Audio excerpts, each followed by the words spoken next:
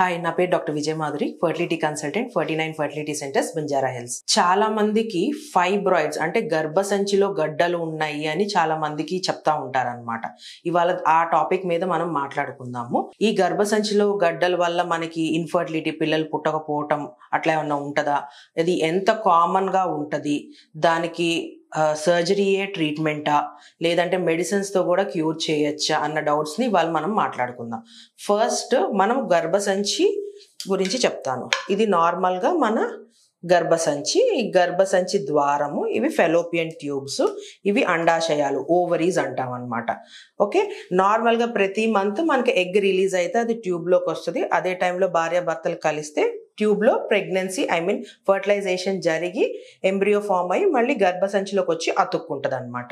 So ఇలాగ natural గా pregnancy వస్తుంది. కానీ కొంతమందికి గర్భసంచిలో గడ్డలు ఉంటాయి అన్నమాట. గడ్డలు చిన్న చిన్న గడ్డలు ఉండొచ్చు, పెద్ద సైజు కూడా ఉండొచ్చు అనమాట. నార్మల్ గా ఇన్ఫర్టిలిటీ పేషెంట్స్ లో మనకి 10 to 15% పేషెంట్స్ వాళ్ళకి ఈ గడ్డలు ఉండే ఛాన్సెస్ ఉంటాయి అన్నమాట. కానీ దాంట్లో 1 to 3% పేషెంట్స్ కే దాని వల్ల ఇన్ఫర్టిలిటీ వస్తుంది అనమాట.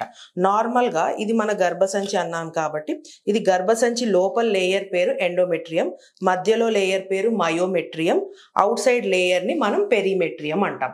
నార్మల్ గా 3 టైప్స్ ఆఫ్ ఫైబ్రాయిడ్స్ ఉంటాయి అన్నమాట.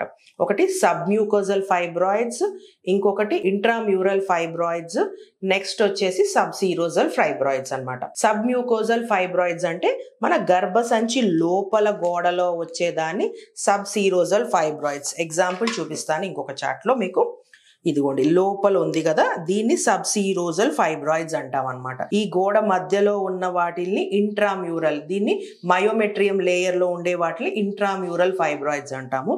అవుట్ సైడ్ కు ఉన్నాయి కదా, అది సబ్సీరోజల్ ఫైబ్రాయిడ్స్ అంటాం అనమాట. సో ఫైబ్రాయిడ్ అనేది మన గర్భసంచిలో ఏ ప్లేస్ లో ఉందో ఆ బేసిస్ మీద మనకి ట్రీట్మెంట్ ఉంటుంది అనమాట. ఫర్ ఎగ్జాంపుల్, గర్భసంచి లోపల ఉంది అనుకోండి, అది చాలా కాంప్లికేటెడ్ కింద చెప్పాలి. ఎట్లాగా అంటే, గర్భసంచి లోపల ఉన్నప్పుడు మనం ఎంబ్రియో అనేది ఫామ్ అయిన తర్వాత అది న్యాచురల్ గా వచ్చినా కూడా ప్రెగ్నెన్సీ లేదు అంటే మనం ఎంబ్రియో ప్లేస్ చేసినప్పుడు ఆ గర్భసంచిలో ఈ ఫైబ్రాయిడ్ వల్ల రిసెప్టివిటీ అనేది తగ్గిద్ది అనమాట. సో కంపల్సరీ చిన్న హిస్ట్రోస్కోపిక్ గైడెడ్ గా మనం ఒక గర్భసంచిలో ఒక కెమెరా పంపించి ఇది ఓన్లీ గర్భసంచి లోపలే ఉంది అంటే మటుకు ఆ ఫైబ్రాయిడ్ మనం తీసేసేయచ్చు అనమాట.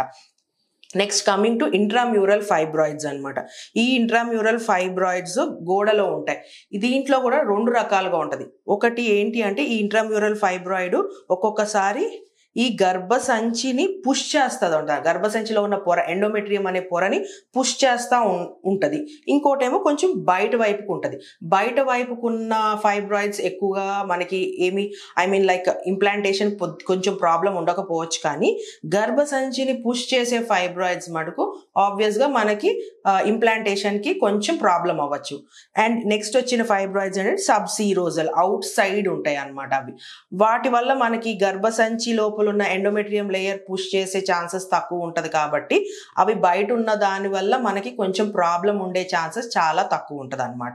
సో మనము ఫస్ట్ థింగ్ ఏం చూడాలి అంటే, number of fibroids and place, ఎక్కడ ఉంది ఫైబ్రాయిడ్స్, ఆ ఫైబ్రాయిడ్స్ వల్ల ఎంతవరకు మన ఎండోమెట్రియం లేయర్ డిస్టర్బ్ అవుతుంది అనేది మనం చెక్ చేసుకోవాలి. ఓకే, సో ఇలాంటి పేషెంట్స్ కి మనం ఏం చెప్తాము అంటే, నార్మల్ గా చిన్న చిన్న ఫైబ్రాయిడ్స్ ఉంటాయి కొంతమందికి ఈ గోడల్లో. అలాంటి వాళ్ళు మనం ఏం చేసేది లేదు. నార్మల్ గా ప్రెగ్నెన్సీ వస్తే ఫైన్. ఇన్ కేస్ మనం IVF అలా చేసినప్పుడు ఏంటంటే, మనము వాళ్ళకి ఫస్ట్ ఎగ్ రిట్రీవల్ అని చేసిన తర్వాత చిన్న ఇంజెక్షన్స్ ఉంటాయి అన్నమాట, లూప్రైడ్ డిపోట్ అని. అలాంటి ఇంజెక్షన్స్ ఇవ్వటం వల్ల ఆ గర్భసంచిలో ఉన్న చిన్న చిన్న ఫైబ్రాయిడ్స్ కొంచెం ష్రింక్ అయ్యే ఛాన్సెస్ ఉంటాయి. సో ఆ ష్రింక్ అయిన తర్వాత మనం ఎంబ్రియో అనేది మనం గర్భసంచిలో ప్లేస్ చేస్తే ప్రెగ్నెన్సీ వచ్చే ఛాన్సెస్ మంచిగా ఉంటాయి. కానీ కొంతమందికి ఏంటి అంటే, ఈ చిన్న చిన్న ఫైబ్రాయిడ్స్ నో ప్రాబ్లం, కానీ పెద్ద ఫైబ్రాయిడ్స్ ఉన్న వాళ్ళకి నార్మల్లీ మనము ఫస్ట్ మెడిసిన్స్, అదే ఇందాక చెప్పినప్పుడు ఎండోమెట్రియం దగ్గరలోకి ఉంది, అది కూడా మోస్ట్ ఆఫ్ ద టైమ్స్ అలాంటి ఎండోమెట్రియం దగ్గరలోకి ఉన్న వాటి మీద సర్జరీస్ చేస్తే ఒక్కోసారి ఎండోమెట్రియం డిస్టర్బ్ అయ్యే ఛాన్సెస్ ఉంటాయి. సాధ్యాంతరంగా అది కూడా ఏమైనా ష్రింక్ అయిద్దా లేదా అనేది లూప్రైడ్ డిపోట్ ఇంజెక్షన్స్ ఇచ్చి చూసుకుంటాము. అప్పటికి అది ష్రింక్ అవ్వట్లేదు అంటే ఫర్ ష్యూర్ ఇంప్లాంటేషన్ జరగకపోతే మనం కంపల్సరీ సర్జరీ అనేది పడుతుంది అనమాట. సో మనము ఎక్కడ ఏంటి ప్రాబ్లం అనేది క్లియర్గా తెలుసుకొని ఆ బేసిస్ మీద ట్రీట్మెంట్ ఇస్తాం ఈ ఫైబ్రాయిడ్స్కి. సో ఈ ఫైబ్రాయిడ్స్ మీద మీకు ఇంకా క్లియర్గా అర్థం కాకపోతే, ఇంకా ఏమైనా డౌట్స్ ఉంటే ఎవరికైనా ఫైబ్రాయిడ్స్, అండ్ ఇంకొక ఇంపార్టెంట్ థింగ్ ఏంటంటే ఫైబ్రాయిడ్ కొంచెం చిన్న size and already fibroid tendency ఉంది. కొంతమందికి ఏంటంటే ఫైబ్రాయిడ్స్ ఉండి ఆపరేషన్ జరిగిన తర్వాత లేదు అనుకుంటారు, కానీ ఒక్కోసారి చిన్న చిన్న ఫైబ్రాయిడ్స్ మనకు వచ్చే ఛాన్సెస్ ఉంటుంది అనమాట మళ్ళీ. సో అలాంటి పేషెంట్స్ ఏంటంటే ఎంత ఫాస్ట్గా వాళ్ళ ప్రెగ్నెన్సీ ప్లాన్ చేసుకుంటే అంత బెటర్. ఎందుకు అంటే మళ్ళీ ఈ ఫైబ్రాయిడ్స్, ఆల్రెడీ ఉన్న ఫైబ్రాయిడ్స్ ఇంకొకటి పెరిగే ఛాన్సెస్ ఉంటుంది. సో ఫాస్ట్గా ప్రెగ్నెన్సీ ప్లాన్ చేసుకుంటే బెటర్ ఉంటుంది అనమాట. సో ఈ ఫైబ్రాయిడ్స్ మీద మీకు ఇంకా క్లియర్గా ఏమన్నా డౌట్స్ అర్థం కాకపోయినా డౌట్స్ ఉన్నా మీరు డైరెక్ట్గా మా 49 ఫర్టిలిటీ సెంటర్స్కి రావచ్చు. మీ డౌట్స్ అన్ని క్లియర్ చేస్తాం. Thank you.